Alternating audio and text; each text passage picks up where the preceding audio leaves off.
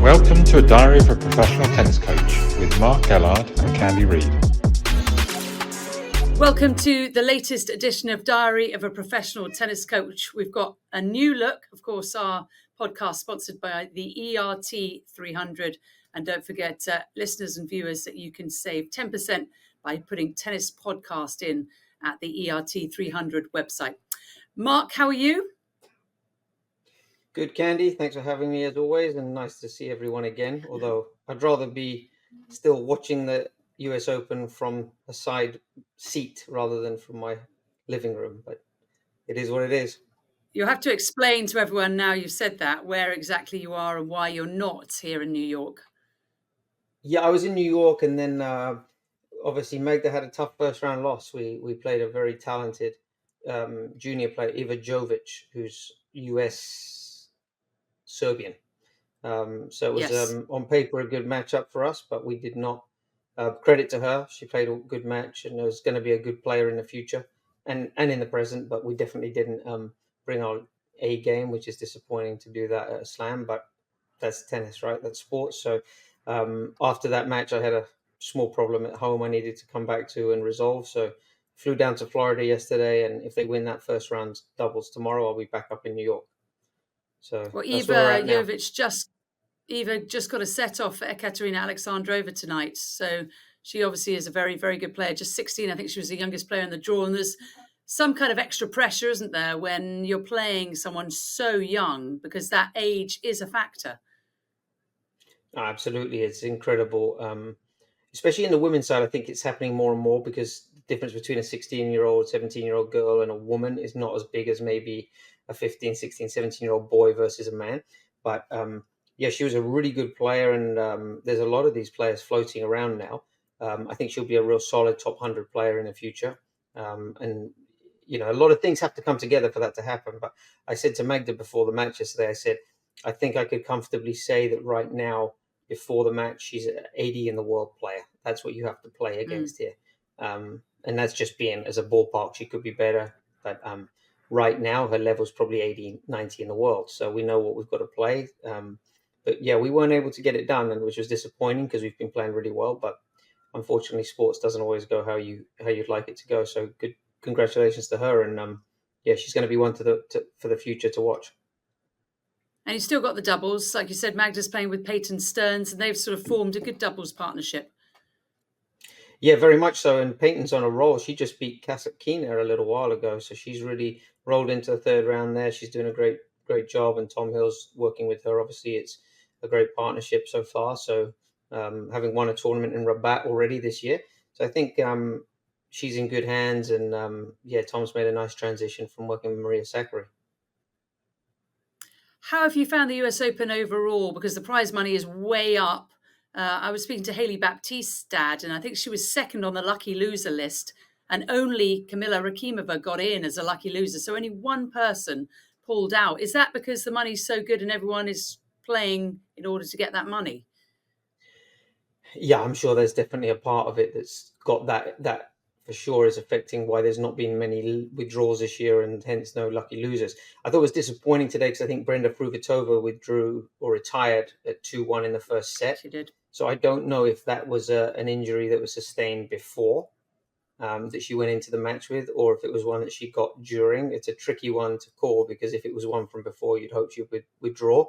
But again, the rules need to be set out in a way that gives these players incentives to withdraw if they're injured to get the lucky losers in. But, you know, Brenda Fruhvirtova earned her place in the draw to do what she wants, really. Yeah, true. And just give us some insight as to how you've been treated, where the players have been staying, what the commute is like into the venue. So we were really lucky. Last year, we got in contact with the Evelyn Hotel in New York City, which is on 7th East 27th Street. Fantastic area. And they hosted Magda last year. And it was just a great partnership. So they had us back again this year, and they're just a really nice hotel.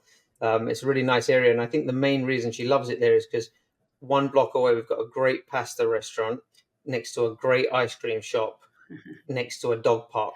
So we had this tradition of pasta, then ice cream, and walked to the dog park at the same time. So it was, it was a really nice area, and we love it there. So we were pretty fortunate overall. Most days it wasn't taking more than 30 minutes to get to the site from Manhattan, which is always a concern for the players. And I thought this year the tournament did a really good job with the food. The on-site food was much improved from past years. And they've really, I thought overall they've done a much better job. The practice courts are probably their weakness still, but even in the practice courts in the park, there was some improvements. So it's markedly improved. And I think, listen, the players can choose. Would you rather have slightly better conditions, or would you rather the increased prize money? And I think most of them would take the increased prize money. So it was, I think, the first time ever it was $100,000 for a first round loss. So that's right. Incredible. Yeah, we had a production meeting, and they were saying that they're trying to up the money at their lower end, because obviously the money is massive if you win the tournaments, but it's those players coming through qualifying and losing early rounds. They're generally the ones, aren't they, that actually need the money and are playing for that, where the players that are constantly getting to the end of tournaments, the money is not a huge motivation anymore.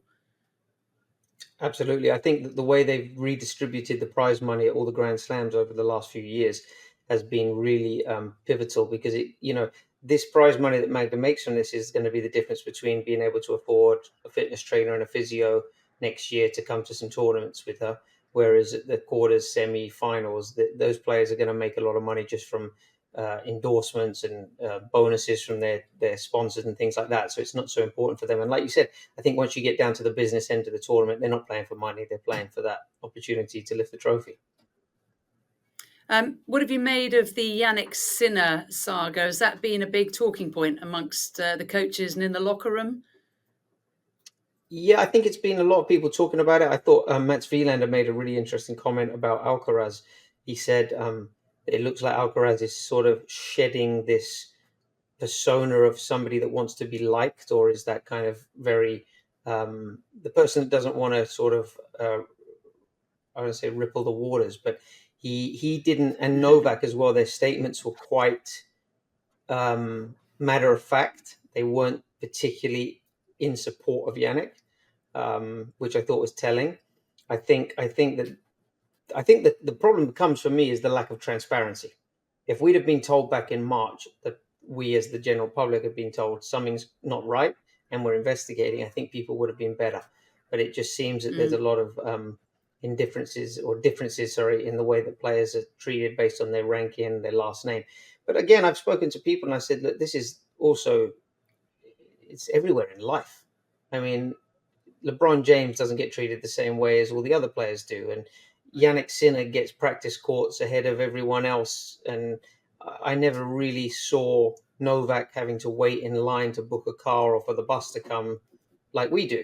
So no matter what you are, whether it's on a micro or a macro level, everyone that's successful is getting some kind of benefits and treated differently. So, but I think when you break the rules, like he did, then there shouldn't be any differences in the way people are treated. If you're getting a car before me or whatever it is, that's one thing. But when it starts to be that you've broken rules, I think, and I think it's a bad look for Darren Cahill as well. I think he's had, obviously he worked with Andre Agassi, who openly admitted in his book that he'd taken different drugs during his career.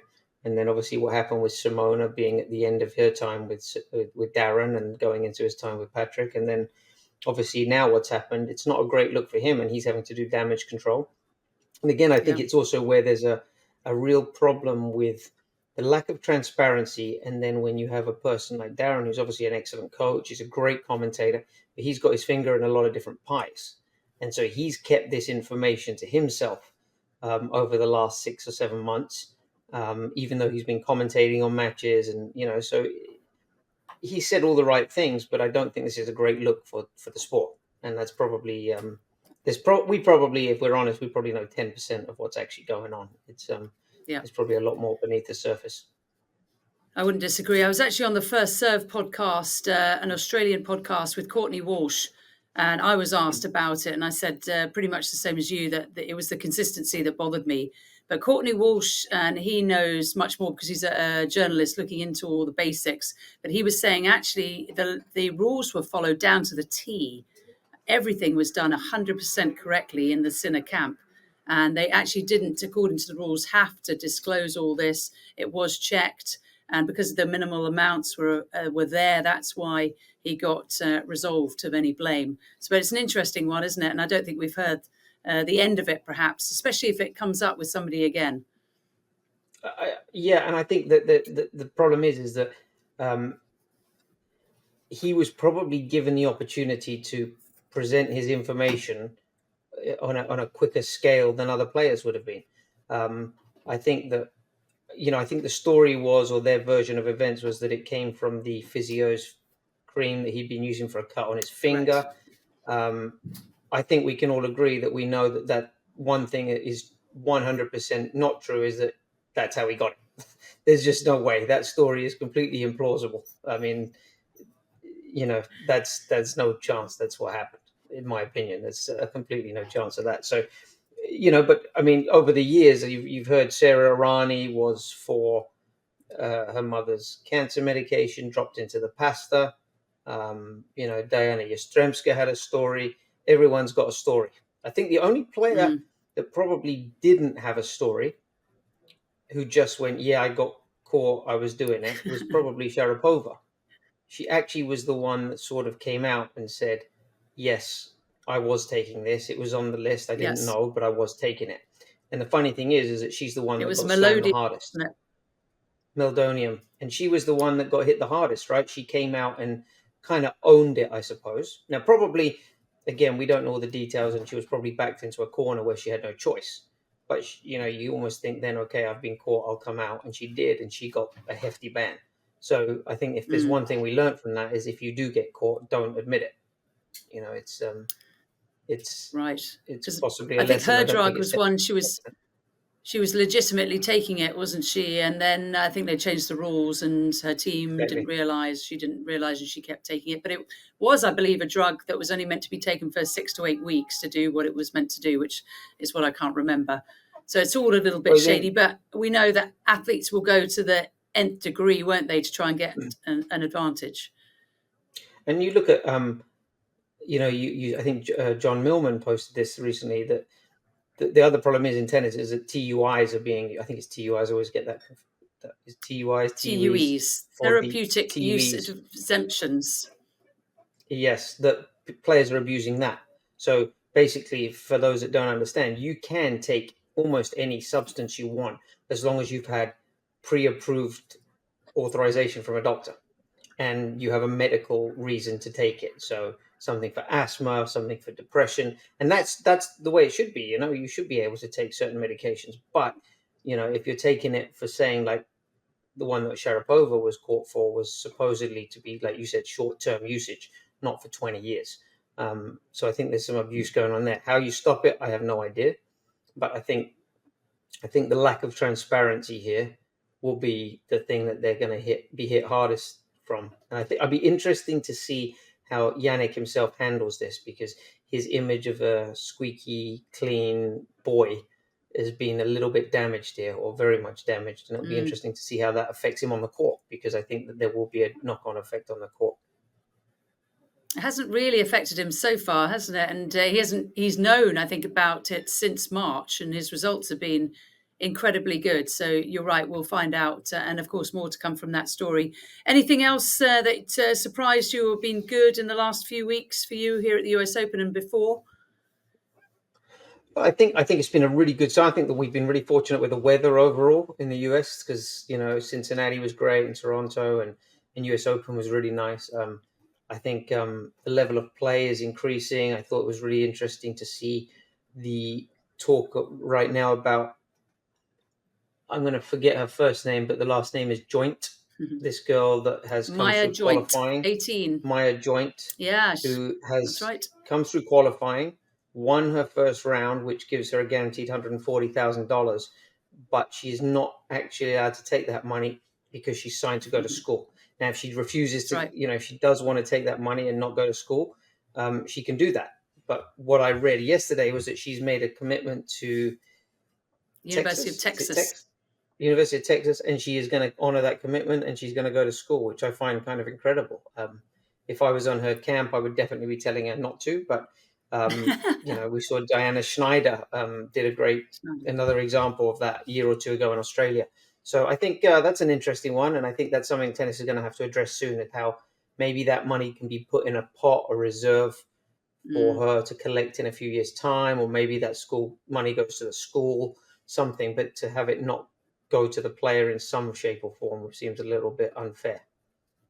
But Funny I thought that enough, was an because interesting I one. know Maya's coach is Chris Marnie, who used to be head coach at the University of Tennessee when I was there, and he's married to a former teammate of mine. So I was speaking to him during qualifying, because I saw Maya joint qualify, and she played amazingly. She's got this unbelievable backhand, but she still does look like an 18-year-old. She looks like there's a lot of development. And he was saying actually that this past Monday, so it's Wednesday today, the third day of major action, she was actually meant to sign on at the University of Texas on Monday. And she was worried because she said, I've never been behind and I'm already going to be behind. She played Madison Keys today, lost 4 in love, but a brilliant start. But I do think maybe a year at the University of Texas might be good. I think Chris, her coach, has a relationship with the head coach at Texas. And you're right, you've mentioned a good one in Diana Schneider, who did complete her year at North Carolina State. And then look what she's done, 3 different titles. I found out today, all on different surfaces. The only person that's done that this year, apart from Schneider, is Carlos Alcaraz. That's pretty good company to keep. That's very good company. I would have been in the camp with Diana to have probably told her not to have played college that year. I think she was ready to go pro then. And I think Maya joined, if I'm not mistaken, she's on the live ranking. She's already top 100 now. Yes. I believe.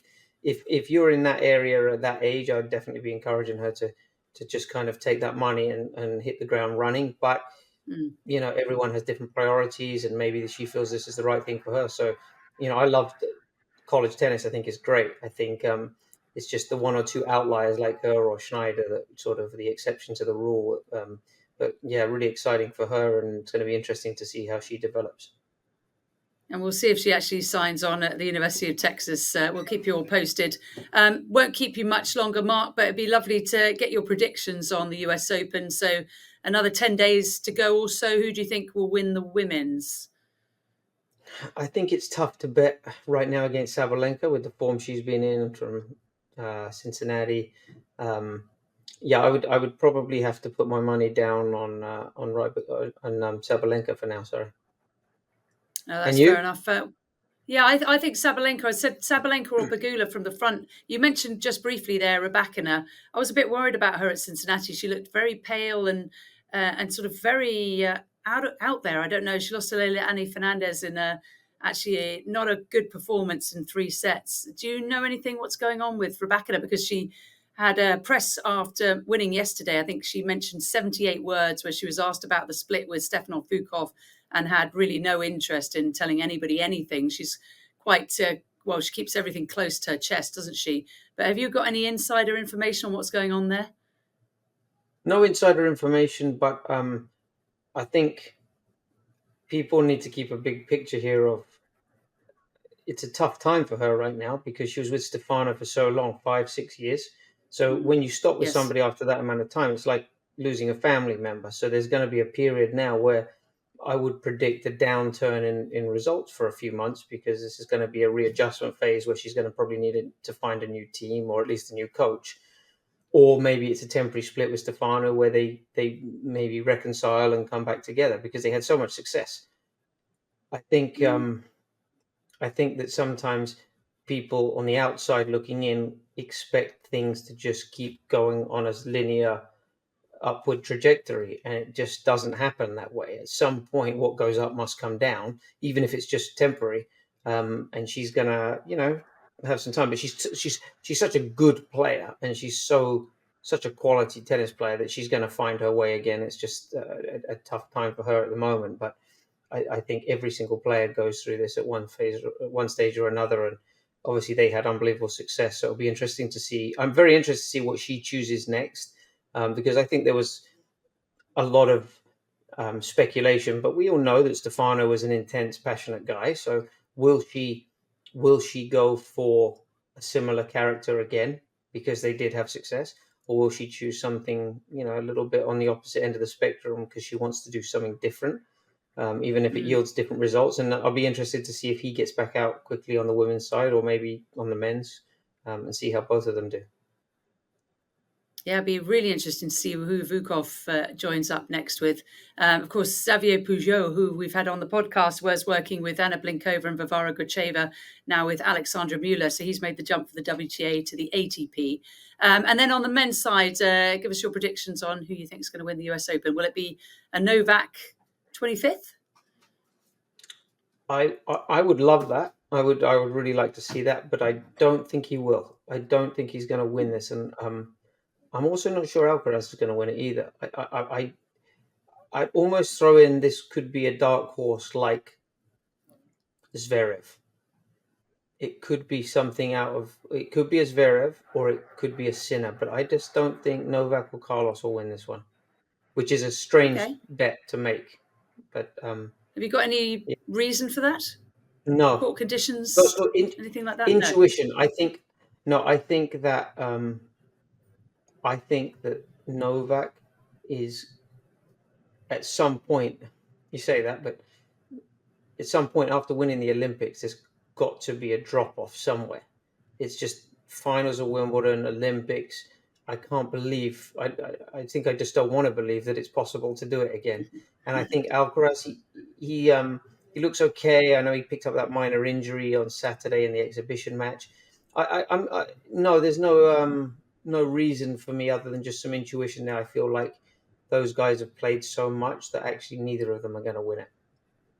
But I've been wrong many times. Carlos, before. of course, has won Roland Garros and Wimbledon, and he's just won first round match, so he's on a 15-match major winning streak.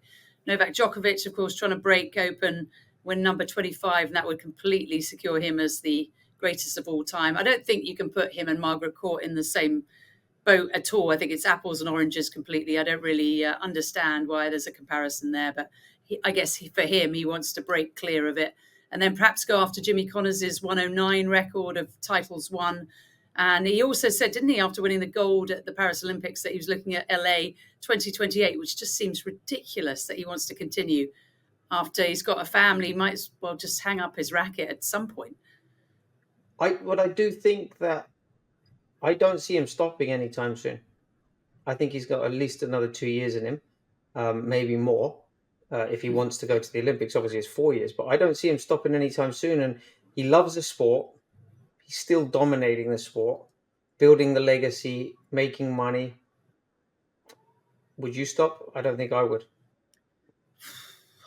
I think I probably would, If I get 25, gold medal, you've achieved everything, and you've got a wife and 2 kids, he can go into anything he wants, maybe politics. That's been touted, hasn't it, in Serbia? But it's interesting. It's interesting because I was watching the other day on the plane back down here from Florida. I was watching the Nickelback documentary, which is quite interesting. And he reminded me a little bit of like Andy Murray. It was a little bit like these guys have been at the top of the world in their respective careers. They don't really know what else they want to do. This is what they love. He loves making music. He loved that unbelievable feeling he got standing in front of a stage instead of 20, 30, 50,000 people. And that's what he's going to always want to be searching. It's a drug. And he's addicted to that feeling.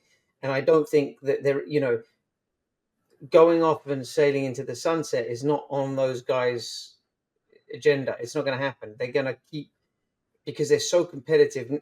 Andy will go out now and probably want to be the best golfer in the world. If that's what if he chooses golf, he'll want to be the best golfer. If he chooses to go into, he'll want to be the best. And I don't see these guys that it's not just it's their personality, it's their character traits. They're going to keep going. Novak is loving it, and I don't see him stopping soon. But you just know from your personal experience, though. Well, exactly. But from your personal experience how much effort this takes day in, day out. And we know Novak is absolutely perfect in his preparation, his wind down, the fact that he's having maybe one piece of chocolate a year. The discipline that takes to keep up, that's what astounds me. No, it's incredible. But there's something wired differently in those people. They are the very few 0.001% of the population in the world that can maintain the level of discipline and focus needed to do this at such a high level. And that's why I think it's there's very few people like that. There's players out there that win Grand Slams and, you know, are great players. Let's look, you say players like Kvitova, and this is no way disrespecting anyone like her, but what she won multiple Grand Slams. But I think she has a very balanced life. She has a very balanced, normal life. I nothing like what Novak would be doing, or Rafa, in terms of how, you know, fastidious they are with their preparations. But there's a few players in the world, in whether it's, you know, you look at Cristiano Ronaldo, you could say the same thing with him. Why has he moved to Saudi to make 50 extra million? Well, he's got more money than he can ever spend. He's working out every day. He's in better shape than most 20-year-old college athletes. Yeah, because it's all he knows. It's his passion. It's his whole, Yeah. you know, again, the guy, Chad Kroger, said in the Nickelback documentary, he said, all I've ever known, for more than half of my life, I've been known as a singer that sings songs on a stage in front of people. So more than 50% of my life, this is all I've been known for. I don't remember what the other 50% of me was like, because that was so long ago. So this is all I know of me now. I'm a singer. I stand on stage and I sing. That's all these guys know. They compete, they work out, they keep in great shape, and they win. That's all they know. Yeah. Yeah, that's a really good point. All right, good way to end, Mark. Thanks for your time. We'll have a guest when we speak again. There's no doubt about that. We've got the ideas, haven't we, of speaking to a lot of really excellent, great people, not just tennis coaches, but also people around the whole world and around the whole tennis world, to give us insight as to what they do. But we shall say goodnight. So this is Diary of a Professional Tennis Coach, sponsored by the ERT 300. Thanks, Mark, and hopefully the ladies will win their doubles match, and we'll see you back up at the US Open. Perfect. Thanks, Candy. Thanks, everyone, for listening. Enjoy the rest of the Open.